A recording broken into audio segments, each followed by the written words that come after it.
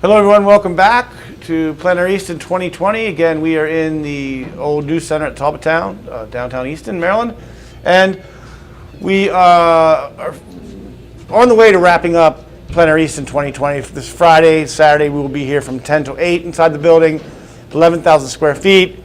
Crowds have been, if any large crowds do assemble, we will monitor how many people can come into the building if you're so inclined. Again, 10 to 8, Friday and Saturday. Sundays, 10 till 4. But partly what we're doing here is trying to show you some of the artwork available for purchase online. So if you see something you like, but you're hesitant about going inside somewhere, we'll bring the painting out to you curbside if you want to come up and take a deeper look. We will also, even if you're local, we'll actually drive it to your house, look at it that way as well. We are going to talk about a few paintings that are on the floor now, and we're going to talk about them with Leslie LaBelle and Eric Timsack, two extremely knowledgeable art collectors that have been visiting Plein Air for the last 10 years. Eric and Leslie, welcome back. Just wanted to ask you real quickly, we were talking in the break about you guys actually not only come to Plein Air Easton, but you're actually kind of a part of Plein Air Easton, and I wonder if you want to let people know about what you've done here in the years past for the artists and the event. Sure. You want to talk about the Nocturne Award? Okay. So, well, we've met wonderful people being here, and one year we met Tim Newton, who was a judge here at Plein Air Easton. Right. Also, was from the Salmagundi Club, and through Tim Newton, we also met Peter Trippi from Fine Art Connoisseur magazine.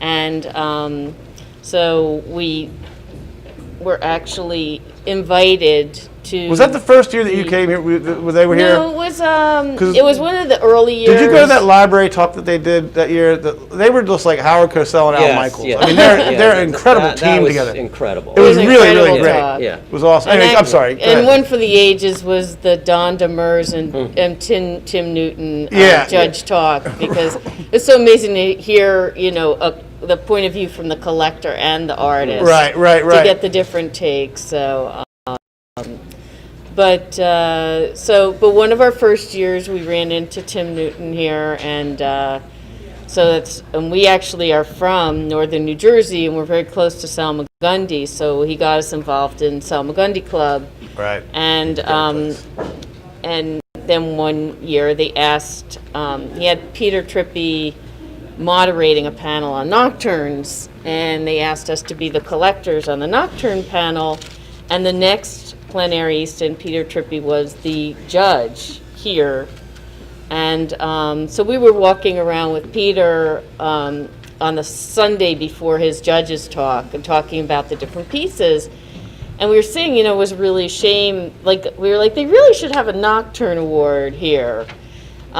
Because we love nocturnes. We love nocturnes and winter scenes. Well, we're not going to get winter scenes in July in Easton unless they're brought in. But we thought nocturne's something, you could have. Possible. And I think there was it might have been the year after we were here one time, and we were walking home at midnight, and saw the temperature on a bank said 101 degrees. And I was here that year too. We thought, it might be also a nice break for the artists to be able to paint at night where it was a little less hot out. Except for that night. Except for that night. Right. So we were like, they should have a Nocturne Award, and he was like, well, maybe you should make that happen, and That's so wonderful. we decided to put our money where our mouths are, and so we started and we funded the Nocturne Award at Easton, and then after that, we started funding awards at some of the other plein air events. We actually started collecting in New Hope area. And so our first love was the New Hope, the Pennsylvania Impressionists. That was sort of one of our first. And we had realized that many of the artists that were famous in the New Hope School also went for summers and painted up in Gloucester and Rockport up in Massachusetts in Cape Ann. So Cape Ann is somewhere we visit a lot, and when they started Plein Air Cape Ann, we started funding a couple awards for that show because we wanted to support it. And then but we did support some awards for Bucks County also, and just in the last year and this year, we started funding an award for Olmsted Plein Air in Atlanta. So. Well, I don't know, a lot of people, but I know this, like I said, I didn't know that you guys actually started working on that award with Plein Air Easton, but nocturnes have become a thing since there, where they're across the country, and so thank you, and congratulations on your efforts to get that going. Thank you. Eric, I guess a question I want to ask about that, when she's talking about New Hope and Maine, and do you have a microcosm of paintings of the whole country? I mean, have you gotten out to the west yet? I mean, We you got desert paintings too? We do have Western pieces, but primarily it's Cape Ann, what would be called the Mid-Atlantic states, Okay, gotcha. Okay, which is Maryland. But even in Pennsylvania, you have the mountains, and you get your walls. You talk about changing your walls. That look has to change dramatically, I would imagine. It does. Yeah. Right. So and New Hope School is another area that we concentrate on. So yeah, we're the collection is tight in that sense. But we do go out to Santa Fe and places like that, and of course you fall in love with pieces. I don't know if our collection will ever, be balanced with those, but there's definitely a smattering of those pieces in the collection. So Okay. yeah. We're going to talk about some paintings that we have right here that are actually for sale this week. Right now, we've talked about them a little bit off camera previous to this. So, Eric, whatever you want to say about this, if you want to kind of blow through this, this is Sarah Lynn Polly that you guys that we brought up to have you guys talk about. Yes, and this is a good example of what I was saying earlier about being in a scene, and I could just see myself, at the shore here looking at this, or being in a boat, and just having a very peaceful. And I'm not sure. Again, this is where my I think it's a sunset. yeah, I'm but it not might sure be if it's a sunrise. sunset or a sunrise. I apologize. I should know that, but. You could put it east in your house or west, and it would probably be okay. Right. But this gives me, I love this in the sense that I feel very calm, and it relieves my stress of the day, and this is one of those paintings I would put myself in, and just have this nice kind of comfortable feeling with it. So. I love the light in that painting. Leslie? I just love that.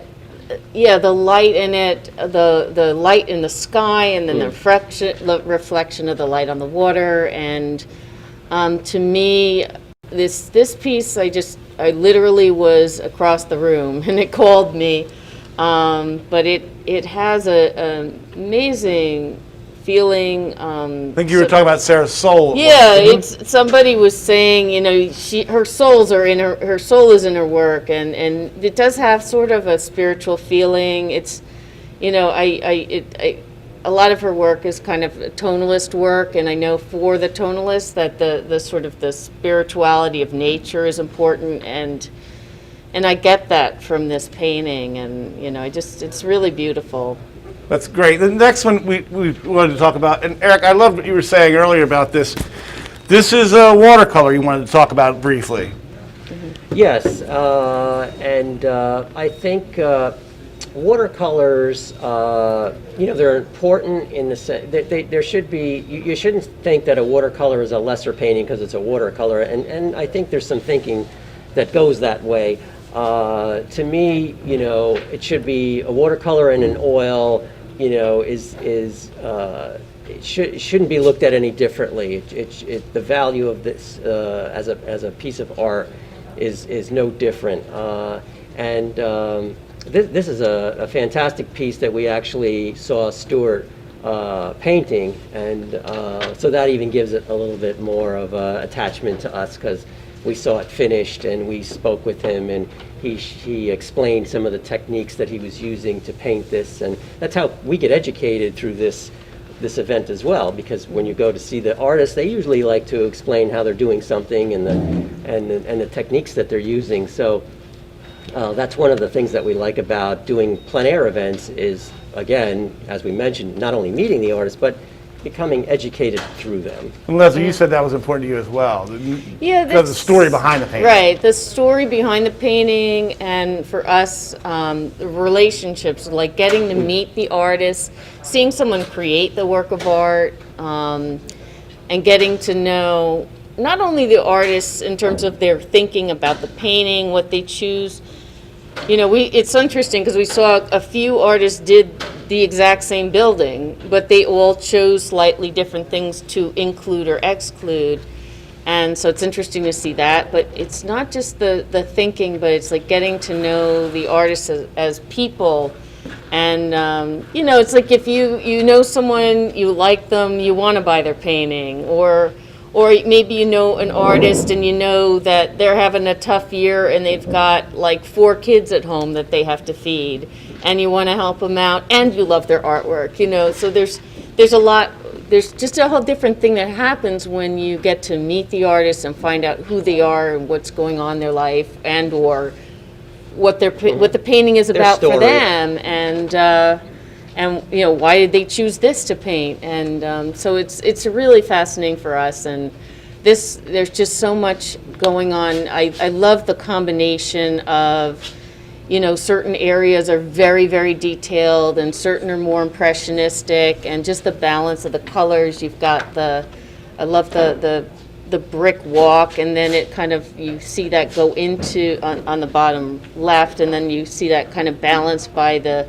brick on the chimney, and it's a beautiful piece. And I love the picket fence, and you know, but it's just an amazing, I don't know, harmony of colors. I'm not quite sure what I want to say, but I love this piece. Nicely balanced. But it has extra meaning that we're walking around Easton, we go into the historical garden. And it's a surprise because we didn't know he like, was there. oh, Right. and here's Stuart Right. painting this beautiful painting. So Right, and then you come back and you check it out later and you see the finished product. yeah, and it was very different too, seeing it and then seeing it framed. And I also even loved just the way he matted that sort of blue gray around the painting. Just made it pop even more. And so Would you guys agree on that one? That would be one that you would say, hey, maybe we would.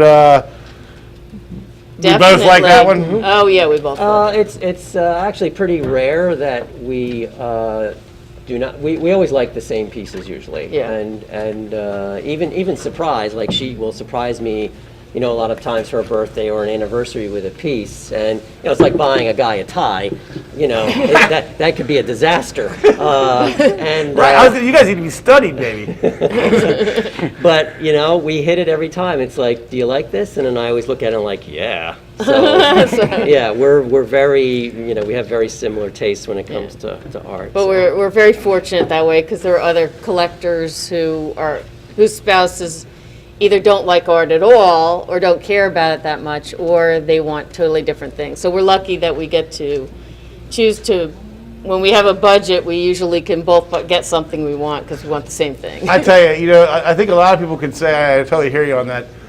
Well, they don't really care about art at all. But when you put one on your wall, it Yeah. changes everything in your house, like you were saying earlier. Right. You really start to care about it then. Mick McAndrews here. Right. You guys wanted to talk about Yeah. the new artist. He is new to Plein Air Easton. We actually met him at a Bucks County Plein Air event a couple years ago, and I just fell in love with his work. Great watercolorist.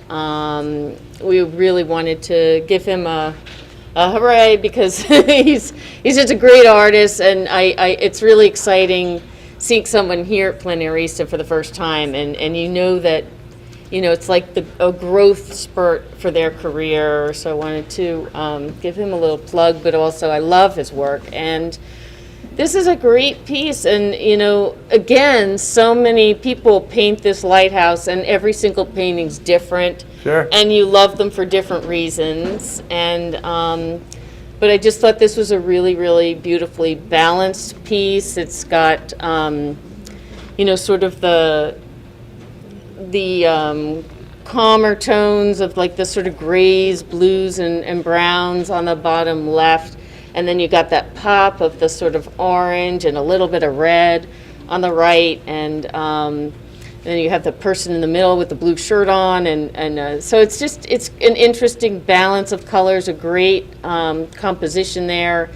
Classic lighthouse. I mean, if anyone from this area who loves St. Michael's and the Maritime Museum, it's, you know, it's an iconic image, but it's his take on it, and it's different from everybody else's take, and I just thought it was a really well done, beautifully executed piece. I should have mentioned this on the other paintings. This is called Made in the Shade, kind of what you were describing there, actually. Made in the shade.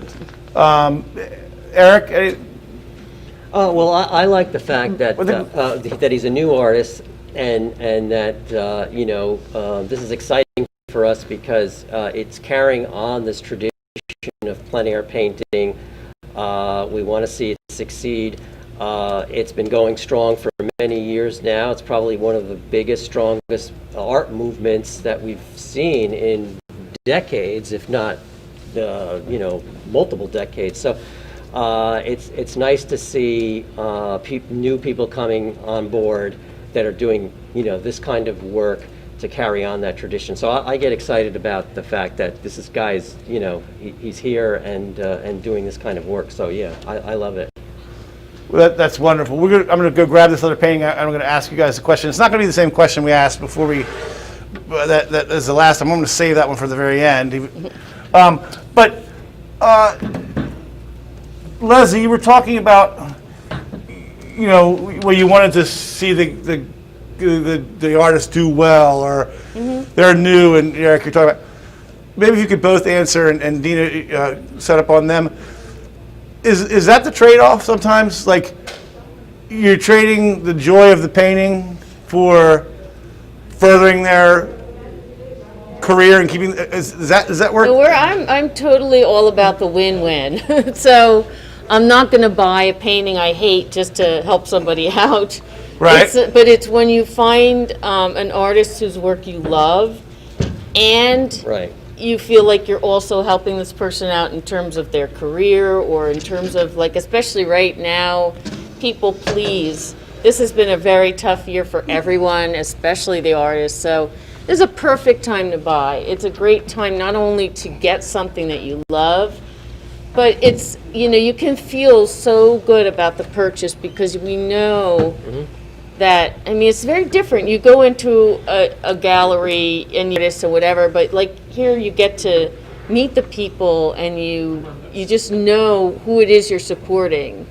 And so it feels really good. That's one of the things I love about buying art. It's that if I bought, a piece of paper that said I owned a stock, it's very nice, but it doesn't look as good on the wall. Right, and there's right. not a person that I'm supporting. So this is like, it's one of the things we are passionate about is supporting up and coming artists. Knowing that when we buy a piece of art, we're also helping that person and the Avalon Foundation, and That's great. and the artists' kids. There's so many and- levels, Yeah, so Yeah. for us, it's like we buy something that we love and that we feel passionate about, that brings us joy and that makes your heart sing, and you're also helping people, and so it just feels good about making a purchase. Eric, did you change your art more in the pandemic when you had the time? Because the Yeah. one thing Al was talking about when you say you bit lately. Right. Yeah. Well, and that's a great question in the sense that now is the time to buy more art because you're inside, and this is great to again, as creating harmony in your life and peace, and to have art in your house and to be able to go around like I do and see these pieces, and they bring back great memories. And you just can't. There's no words for it. It really is the time to buy art more than ever. Well, we certainly, again, thank you guys very much. So this is our final painting. This is by Neil Hughes, Knapp's Narrows Bridge. Eric? Well, Neil Hughes is kind of a neighbor of ours, not in the sense that mileage-wise, but he's from New Jersey, and we do get together with him on a regular basis, and we love him, and we've known him for I don't know how many years. a long time now.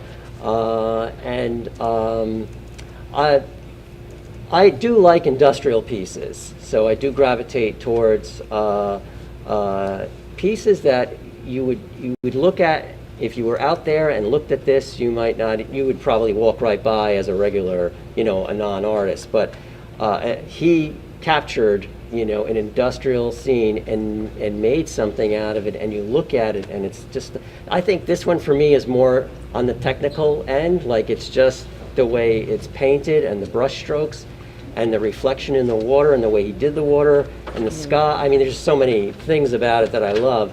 I love a good industrial piece. That's, yeah. Leslie, you were saying something along the same lines. He took a bridge and made it. Right. For me, it's something that I would normally not notice and probably think was kind of unattractive. And it always, I give someone a lot of stock, an artist a lot of stock, if they can take something that normally would not be considered beautiful, and yet somehow about the way they render it, it becomes something beautiful and fascinating. And like normally, who cares about a bridge for me? But sorry to the bridge makers.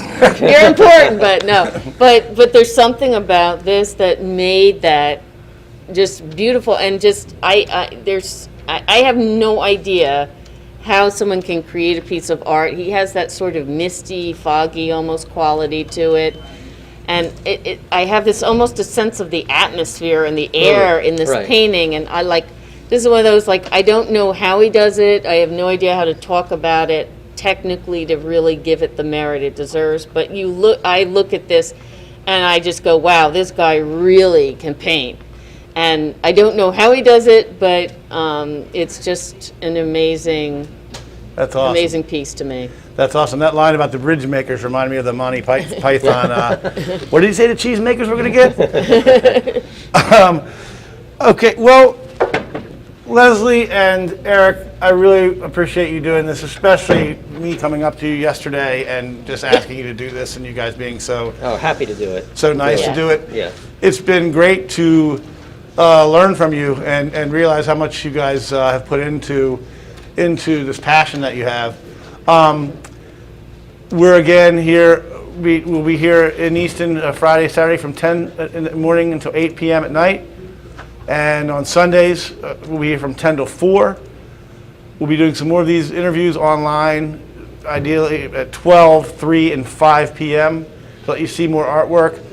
You guys, thank you very much. I want to let you go with one more question. Sure. Eric, I'll start with you first this time. If you could have any piece of art, regardless of the price tag, what piece would it be? Yeah, that's a really tough question because there are a lot of pieces out there. You've got a lot of knowledge in this, a lot of stuff. But I would probably pick something from the New Hope School, would be Edward Redfield or a George Sauter, which, would definitely be way beyond our budget. And I would be very happy to own something like that and put that over the fireplace or something. But right. Yeah, Redfield, he produced some amazing winter scenes. He actually, plein air artist himself, went out there, back in the 30s and 40s, and would strap his canvases to trees, and the wind would be blowing, and he'd be out there, painting That's these something. beautiful, Lambertville, New Hope, Pennsylvania area street scenes, and they're just they knock me to the floor every time I see them. So that would be my pick. That's wonderful. Leslie, no price tag. No price tag. Well, I think my first love in art was Botticelli, and not a lot of those available today. Even if they were, probably way out of my range. But no, I love the artists of the Renaissance, and we were talking about this before. I think the best thing my mom did when I was a little kid was to give me these Artists of the Month Club books, and I don't know if they're still around, but it was a great set. I think it was art for children, and one month it might be Botticelli, and then Leonardo da Vinci and Michelangelo and Renoir. And I kind of fell in love with all those artists. I don't know why Botticelli is just my favorite, and he comes from Florence, and I love Italy, and but that would be like my dream. And then in terms of something, a little more recent, there's a Cape Ann artist, last name is Mulhaupt, and that's kind of like the ungettable get. It's very rare to even see one available, and you know, they do. He did beautiful, you know, boats on the water in the harbor in Gloucester. You know, those sorts of scenes, and you know, that'd be a nice one too. I'm trying to. We have an artist around here, and I'm trying to recall his name. He was out of Oxford. He was the same kind of way. He did these pencil sketches, and you'll see them in the banks, and they're kind of the same type of artists, but you can't. You know they're there. They're really hard to get. Listen, it has been really wonderful talking to you. You're both very charming and again knowledgeable and just as pleasant as can be. Thank you very much for doing this. Thank you. You're welcome. Thanks for watching Plein Air Easton 2020. We'll be here all weekend. Everybody stay safe out there. We will see you next time. Thank you very much.